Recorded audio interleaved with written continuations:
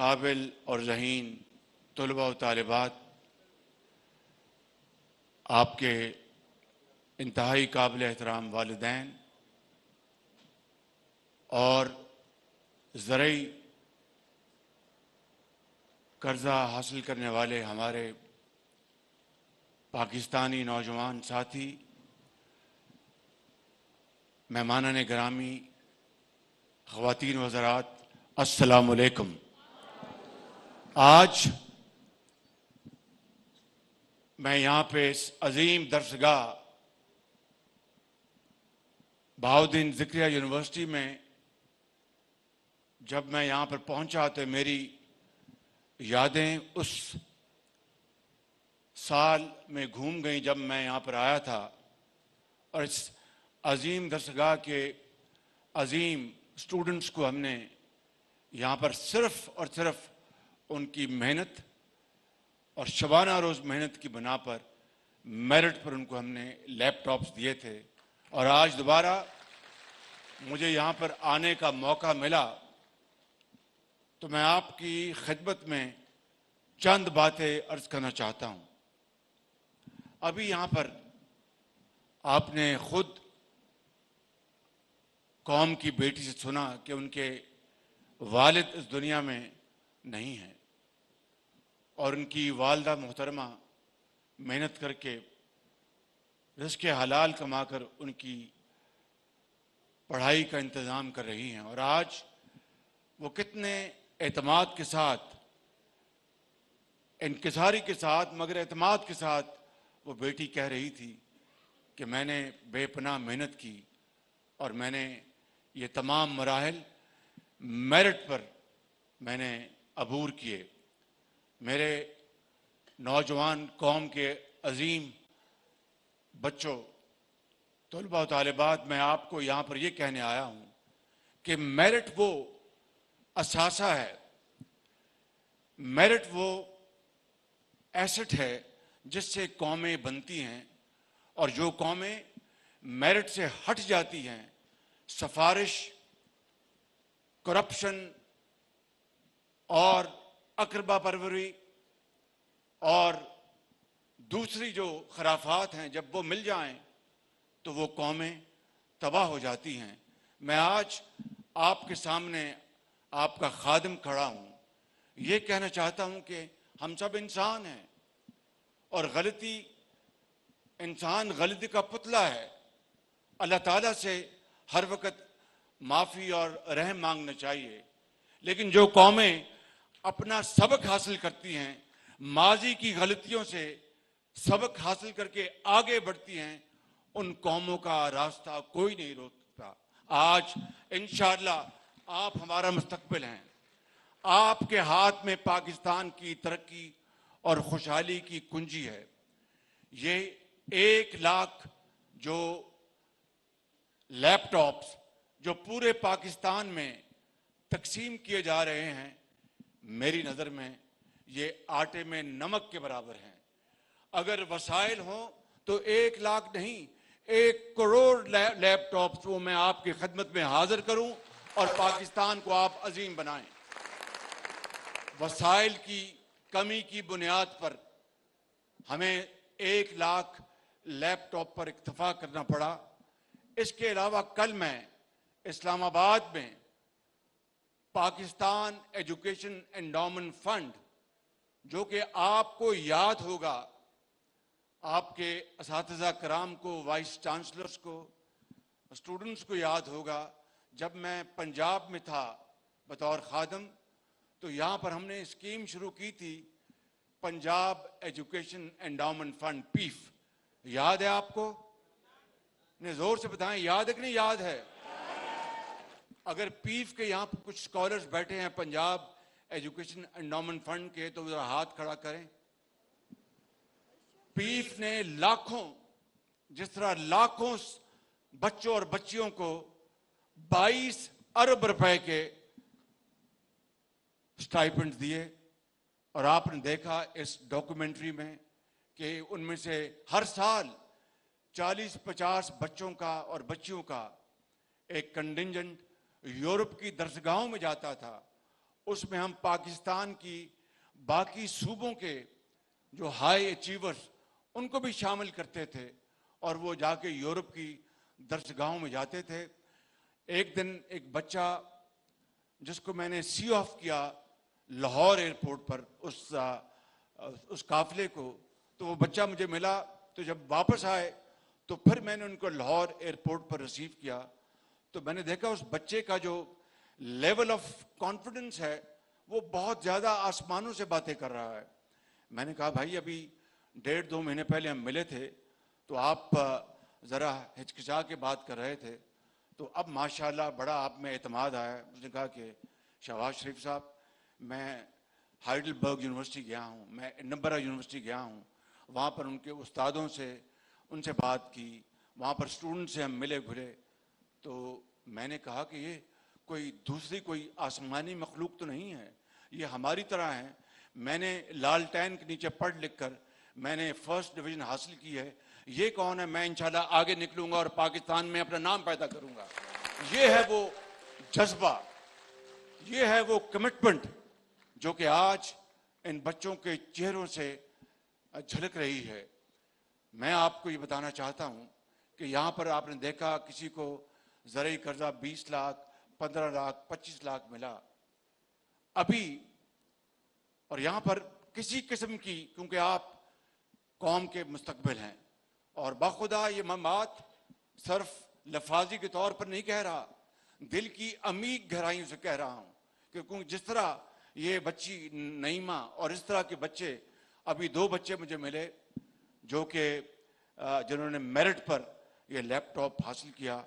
एक से मैंने पूछा कि आपके वालिद क्या करते हैं, और सुन लीजिए बात, उसने कहा कि शहबाज शरीफ साहब, मेरे वालिद भी मजदूरी करते हैं और मैं भी मजदूरी करता हूँ, और मजदूरी करके रिज़्क़ हलाल से मैं इस जगह पहुंचा हूं कि अब मुझे यकीन है कि मैं इंशाअल्लाह अपनी तालीम मुकम्मल करूंगा। मैं आपको ये बताने आया हूं, और कल भी मैंने इस्लामाबाद में कहा उस फंक्शन में, कि अगर मेरा इस मुल्क के अंदर एक नईमा नहीं है, इस तरह की कौम की लाखों नईमा बेटियां पूरे मुल्क में मौजूद हैं, जिनके माँ बाप के पास वसाइल नहीं, या जिनके वालिदैन इस दुनिया से कूच कर गए हैं, और वो बच्चे और बच्चियां वो जिंदगी के अंधे थपेड़ों का जिस मुश्किल से मुकाबला कर रही हैं, मैं और आप उसका एहसास भी नहीं कर सकते। उनका तालीम, उनके इलाज, उनका रहना सहना, ये न सिर्फ हुकूमत की जिम्मेदारी है बल्कि तमाम माशरे के उन तबकों के जो लोग जिनको अल्लाह ताला ने बेपनाह वसाइल से नवाजा है और उनको अल्लाह ताला ने बेपनाह दौलत दी है। मिलकर हमारा फर्ज है कि इस कौम के लाखों नहीं करोड़ों बच्चों और बच्चियों को हम तालीम के जेवर से आरास्ता पैरास्ता करें, हुनर सिखाएं, और उनको हम इंशाअल्लाह मुल्क के अंदर इतनी तालीम दिलवाएं और इतनी वोकेशनल ट्रेनिंग दिलवाएं कि दुनिया के, चाहे वो कोई यूरोप के किसी मुल्क का वो बच्चा हो या वो स्टूडेंट हो, वो पाकिस्तान के बच्चों का मुकाबला नहीं कर सकते, क्योंकि अल्लाह ताला ने आपको बेपनाह कैपेसिटी दी है। आपको पता है कि जनूबी पंजाब से मैंने ये दानिश स्कूल का मैंने आगाज़ किया था, आप जानते हैं इसको अच्छी तरह, और दर्जनों दानिश स्कूल बनवाए, दर्जनों बच्चियों के लिए अलहदा, बच्चों के लिए अलहदा, और वहाँ पर उनके लिए डॉर्मेट्रीज, उनके तालीम का आला तरीन इंतज़ाम, और वहाँ पर हमने स्मार्ट बोर्ड्स लगाए क्लास रूम्स में, शानदार लाइब्रेरीज बनाई, खेल कूद के मैदान बनाए, और टीचर्स उनकी तनख्वाहें सरकारी स्कूलों के टीचर्स से कहीं ज़्यादा थी, इसलिए कि वो टीचर्स चाहते थे कि हम अपने इलाके में जाएं, चाहे लिया है, चाहे मुल्तान है, चाहे रहीम यार खान है, चाहे बखर है, वहाँ जाके हम अपने इलाकों में अपने बच्चे और बच्चियों को तालीम दें। एक बच्ची थी भावन नगर की, वो अमेरिकन एम्बेसी में वो लाइब्रेरियन थी। जब मैं गया वहाँ पर दानिश स्कूल में, तो मैंने उनसे पूछा, तो उन्होंने कहा कि मैं अमेरिकी एम्बेसी में लाइब्रेरियन थी, लेकिन यहाँ पर दानिश स्कूल खुला है, मेरी तनख्वाह वहाँ पर ज़्यादा थी, मुझे मेरी तनख्वाह से 10-12 हज़ार रुपये कम ऑफर हुआ, मैंने कहा कोई बात नहीं, मैं 10,000 रुपया कुर्बान कर दूंगी, अपने इलाके के बच्चों और बच्चियों को तालीम के जेवर से आरास्ता पैरास्ता करूंगी। ये है वो जज्बा जिससे कौमें बनती हैं। अभी चंद साल पहले बगैर किसी सियासी मुकालमे के बड़े बड़े सनतकारों को $3 अरब दिए गए कि वो सनतें लगाएं। अच्छी बात है, सनतें नहीं लगेंगी तो मुल्क किस तरह तरक्की करेगा, बहुत अच्छी बात है। लेकिन उनको जो मार्कअप, जिसको आप उर्दू में सूद कहते हैं, या बैंक का जो चार्ज है, वो 3-4% पे मिला। उसमें आप यकीन करें कि उन्होंने भी स्नान किया उस गंगा में, जो कि खुद पहले ही अरबपति थे। उन्होंने भी 4% पे 5% के इंटरेस्ट पे वो लोन्स लिए। अब मुझे बताएं कि 4% पे 5% पे अगर आपको बैंक लोन मिल जाए तो आप बाजार में उसको 15% पे आराम से बेच सकते हैं और पैसे जेब में डाल सकते हैं। अगर सनतें लगनी थी तो मार्केट के हिसाब से उनको लोन मिलता और इंटरेस्ट पे वो उस पे काम करते। अगर ये पैसा इसी तरह लगाना था तो उसका सबसे पहला हक इन बच्चों का था, कौम के बच्चों का था। ये $3 अरब अगर पाकिस्तान के चारों सूबों में तालीम के ऊपर, लैपटॉप्स के ऊपर, इन कर्जात के ऊपर खर्च किए होते तो शायद आज हमें IMF के पास जाने की जरूरत न पड़ती। किस तरह IMF की हमने उनकी मिन्नतें की हैं और किस तरह उनकी शराइत हमने मानी है। कल बहरहाल रात को उनका बोर्ड बैठा, उन्होंने पाकिस्तान का जो प्रोग्राम अप्रूव कर दिया। मैं इस हवाले से उस मालिक का बेपनाह उसका शुक्र अदा करता हूं कि हम डिफॉल्ट से बच गए और पाकिस्तान इंशाअल्लाह उसकी माश अब इंशाअल्लाह मजबूत होगी। लेकिन IMF का प्रोग्राम कोई ये हलवा या खीर नहीं है, ये बहुत सख्त शराइत हैं, बड़ी कड़ी शराइत हैं। उसको हमने बर्दाश्त किया ताकि आइंदा के लिए मुल्क एक इस्तेकाम की तरफ चल पड़े और इस मुल्क में गुर्बत, बेरोजगारी के खात्मे के लिए हम शबाना रोज मेहनत करेंगे। तो मेरा ईमान है बच्चों, मैं आपको उस खुदाए बुजुर्गों बरतर के गवाह बनाकर कहता हूं कि आप इंशाअल्लाह इसके मुल्क के मुस्तकबिल के आप जामिन हैं। मैं या कोई और हुकूमत अगर आए, जो भी आए, अगर हमें अल्लाह ताला ने मौका दिया तो ये 1 लाख लैपटॉप नहीं, मैं इंशाअल्लाह हम मिलकर 5 सालों में 50 लाख लैपटॉप हम देंगे पाकिस्तान के अंदर और इस मुल्क के अंदर इनकलाब लेके आएंगे। यही वो तरीका है तालीम और जदीद तालीम। जब यहां पर मेट्रो का मैंने ऐलान किया, आज से ये गिलानी साहब कब बना था, 2014। तो जब मैंने ऐलान किया कि मेट्रो मुल्तान में बनाएंगे तो मैं लाहौर गया। तो लाहौर में एक मुल्तान के सहाफ़ी हैं, नाम नहीं लेता, वो बड़े अच्छे वो इंसान हैं और वो बड़े नाकिद हैं, सख्त लिखते हैं, कोई मलाल नहीं, उनका हक है, वो लिखारी हैं और हमें हमारा फ़र्ज़ बनता है कि कोई अच्छा लिखारी है, कोई तनकीद करता है तो उसकी बात को सुना जाए। वो मुझे पिछले दिनों में मिले, बड़े अरसे बाद बड़ी मोहब्बत से पेश आए। लाहौर में कोई 2-3 माह हुए तो उन्होंने लिखा कि ये शहबाज शरीफ ने मेट्रो का ऐलान कर दिया है मुल्तान में, जनूबी पंजाब में, इनको क्या गरज, ये वस्ती पंजाब के रहने वाले, बस ऐलान कर दिया है, यहाँ पर बड़े बड़े ऐलानात हुए, ये मेट्रो नहीं बनेगी। अल्लाह ताला को मंजूर था, अल्लाह ने करम किया, मेट्रो आज बन चुकी है और हज़ारों बच्चे और बच्चियाँ वहाँ पर उसमें सफ़र करते हैं, नर्सेस सफ़र करते हैं, डॉक्टर सफ़र करते हैं, वकला सफ़र करते हैं, मजदूर सफ़र करते हैं। वो हमारी अपना मोहतरम ख़वातीन जो रिज़्क़े हलाल की तलाश में लोगों को घरों में जाके वो रिज़्क़े हलाल कमाती है, वो सफ़र करती हैं, मरीज़ सफ़र करते हैं, वो अपना डॉक्टर सफ़र करते हैं, टीचर सफ़र करते हैं।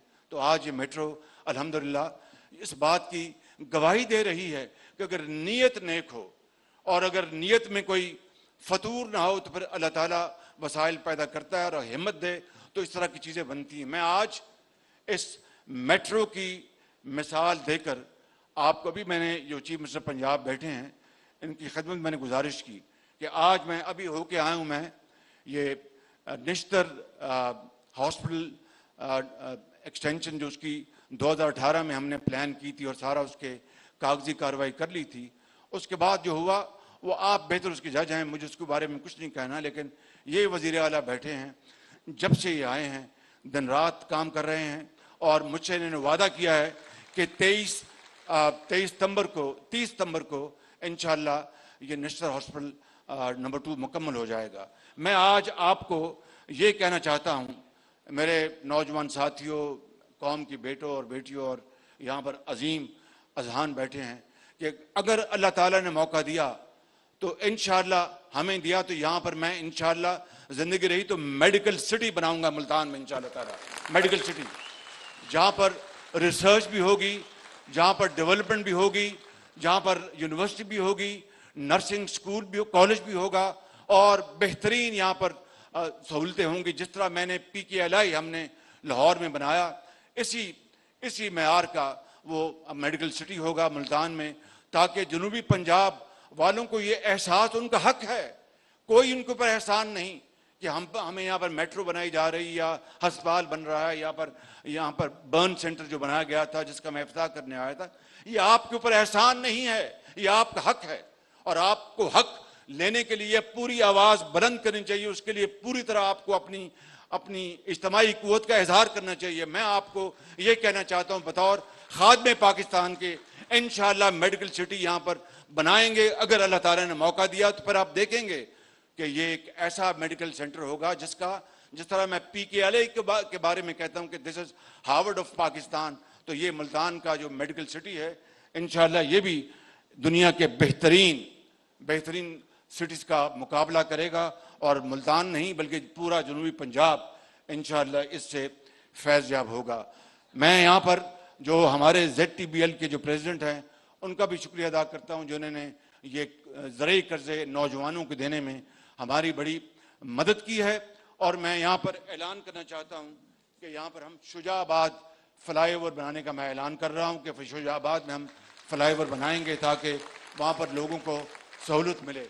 आखिरी बात ये कहना चाहता हूँ, आखिरी बात, IMF का हो गया प्रोग्राम, कोई हमें खुशी के शादियाने नहीं बजाने, लेकिन ये तभी हम आगे बढ़ेंगे कि इस मुल्क के अंदर दिन रात मेहनत करेंगे, इस मुल्क के अंदर यकजहती के साथ एक के साथ हम अपनी तमाम कुव्वतों को बुरुएकार लाएंगे, चाहे वो असातिज़ा हैं, चाहे वो डॉक्टर्स हैं, चाहे वो साइंटिस्ट हैं, चाहे वो स्टूडेंट्स हैं, चाहे वो पॉलिटिशियंस हैं, चाहे वो फौजी हैं, चाहे वो जज हैं, चाहे वो वकला हैं, सबको मिलकर इसमें हिस्सा डालना होगा।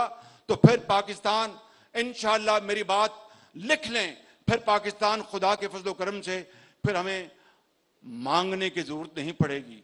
अब मैं दिन रात अपने बेहतरीन दोस्तों को और भाइयों को जो हमारे, जिन्होंने हमें अभी $3 अरब दिए हैं, कल UAE से $1 अरब आया, परसों सऊदी अरेबिया से $2 अरब आए, चीन ने हमें पिछले 3 महीनों में $5 अरब उन्होंने अपना रोटेट किए।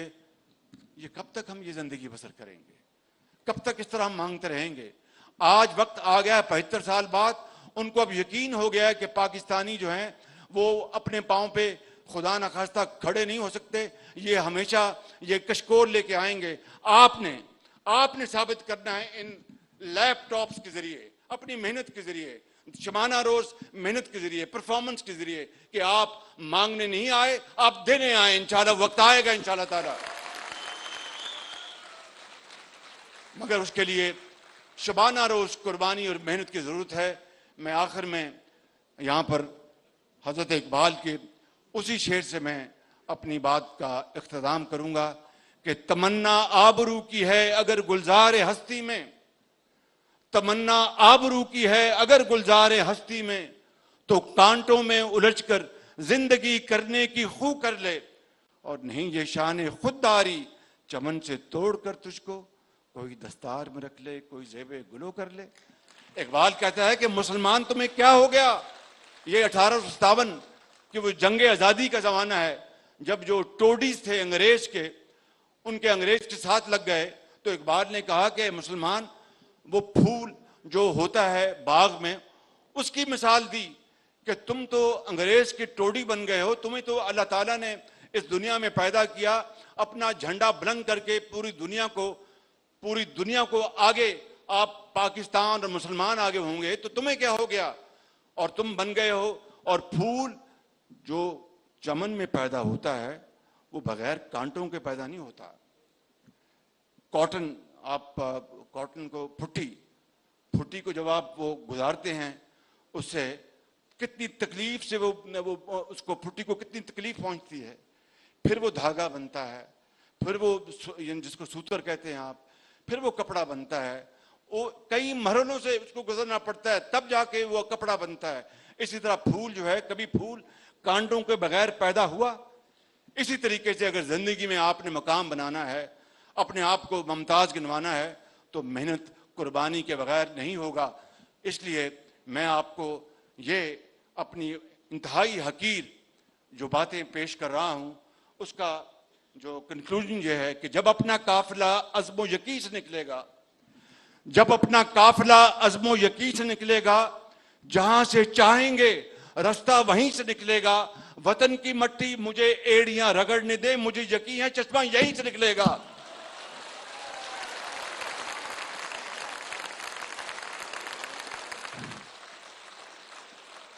मेरे साथ नारा लगाएं, पाकिस्तान।